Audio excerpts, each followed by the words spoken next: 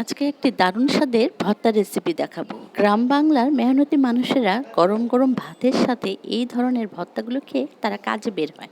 তো আমি প্রথমে 2 টুকরো বেগুন নিয়েছি, তারপর 2টো টমেটোকে টুকরো করে কেটে নিয়েছি, আর 4টে কাঁচামরিচ নিয়েছি, আর 4 বা 5 কোয়া রসুন নিয়েছি। তো 1 কাপ পানি দিয়ে আমি এগুলোকে ঢেকে সিদ্ধ করব। পানিটা যখন শুকিয়ে যাবে তার উপরে ধনেপাতা কুচি দিয়ে তারপর এগুলোকে আরও কিছুক্ষণ আমি নাড়াচাড়া করব এবং একটু পোড়া পোড়া ভাব আনবো। বেগুন আর টমেটোর মধ্যে একটু পোড়া পোড়া ভাব এসে গেলে তারপর আমি সব কিছুকে নামিয়ে নেব। বেগুন ও টমেটোর উপরে পাতলা চামড়াগুলোকে আমি হাত দিয়ে খুলে ফেলে দেব, আর সবগুলোকে একটু হাত দিয়ে থেতলে নেব। আর এর মধ্যে আমি 2টো পেঁয়াজ কুচি করে নিয়েছিলাম, আর 4টি শুকনো মরিচ, এগুলোকে আমি লবণ দিয়ে ভালো করে একটু মেখে নিব। আর সঙ্গে 2 চা চামচের মতো সরিষার তেল দিয়ে তারপর ভর্তাগুলোকে আমি ভালো করে চটকে তারপর মেখে নিব।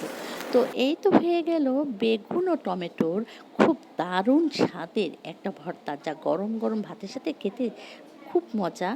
আর আমি এরকম ভর্তা প্রায় বাসায় করে থাকি, আর আপনারাও নিশ্চয় বাসায় করে থাকেন। আর আমার এই রেসিপি ফলো করে আপনারা বাসায় করবেন, দেখবেন দারুণ স্বাদের এই ভর্তা রেসিপি সবাই চেটেপুটে খাবে।